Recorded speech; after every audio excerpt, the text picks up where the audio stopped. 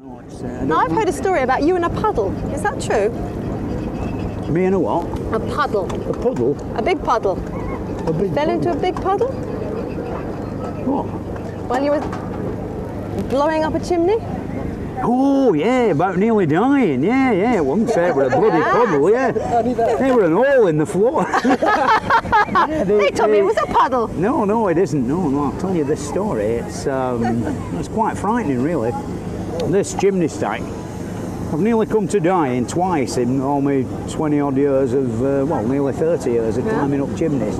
And this chimney stack, when we went to look at it, it was completely surrounded at the bottom with shrubbery, you know. Yeah. The pussy willow trees and blackberry bushes lapped all around it. Yeah. And you couldn't really get near it. Anyway, once we bloody acted all the undergrowth down, we got to the bottom of the chimney, and when you look through the flue hole, that's where the smoke used to go into it. All around the inside at the bottom, it was full of water in the bottom, like a well. Puddle. Yeah.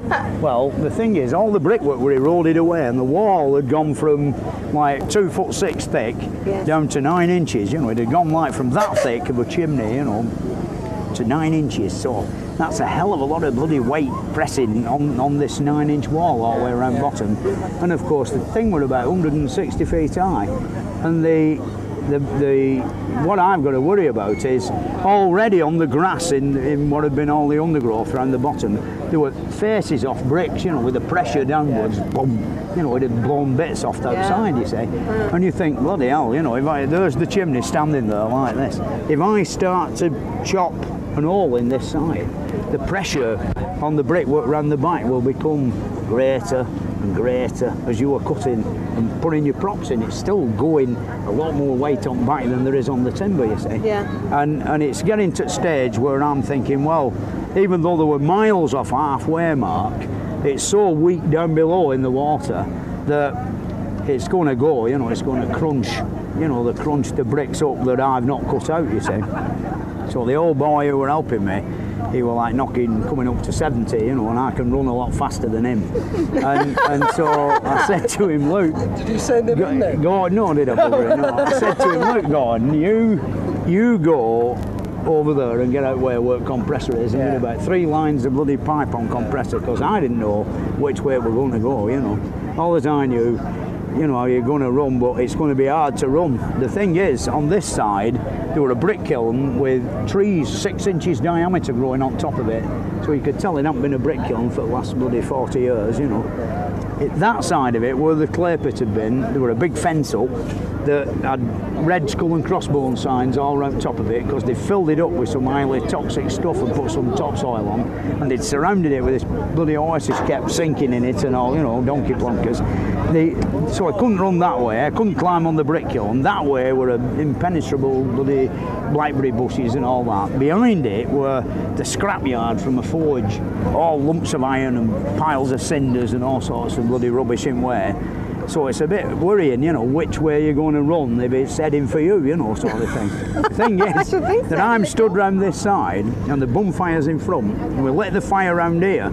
And I said to Gordon, you bugger off over there and I'll light the fire here and I'll keep chiselling while it's advancing round this way, the fire. And it had got to a stage where the heat of the fire were burning my leg, you know, still bloody drilling away at the brickwork. And when it's going to go, there's big vertical cracks appear in the masonry, you know, in the brickwork. And you can see them? Yeah, you put chisel on wall and just pull trigger, bang, once, and this crack will start, you know. Instead of, if it were a garden wall, you'd knock a quarter of a brick out like, well, these are going like 3 feet long right upside a chimney, you know. And it's going, you know, like it's going to go, you know, so. And I backed up and fell down this bloody hole 4 foot deep, you know, sort of full of water. And what it were like the chimney were there and the brick kiln were here, like I said. The flue went underground. And it was one of these types of flues that went right round bottom at chimney and went in through slits, you see. And of course, all that had collapsed so we could see inside where the water were. But back here, it was still a big arch underground. But kids had like caved in the top, only about 8 feet from bottom of chimney. And all as it appeared to be on the floor were like a little puddle of water full of dead leaves and twigs and sticks about 3 inches deep. There were that much greenery on top of it, you couldn't tell how deep it was. How did you get out? Well, that's it. I still don't bloody know to this day. The thing is that I went down this hole and I felt my legs going like that in the arch inside, you know. I thought, where the bloody hell am I going, you know? So I'm up to here in the bloody water, the jackhammer over my head, you know, they're only like Holding the little. jackhammer? Oh yeah, still there with bloody rubber heavy, pipe on, yeah. Like a bloody gun, you know. Yeah, but only little ones, you know, like a PC9 is Oh, yeah, I about, know what you mean, the yeah. body's about that big and the chisel's about that long. yeah. So, you know, you can haul one up pretty easy. But I'd say about 30 odd pound of iron altogether, you know. But I'm there with this and I'm stuck down the hole and the bloody cracks are coming in the chimney violent in front of me. 8 feet away from here to that bloody can there. I thought, Christ, I'm going to die, you know. And I don't know how I come out that hole, come out like one of them bloody torpedoes out of a submarine, you know. One of them rockets, you know, with a stream of water leaving me as I come out.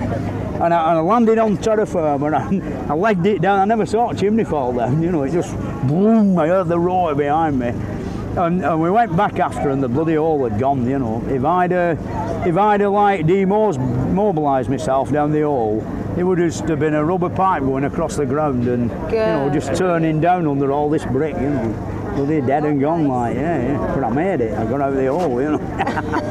Yeah, I don't know how I did, you know.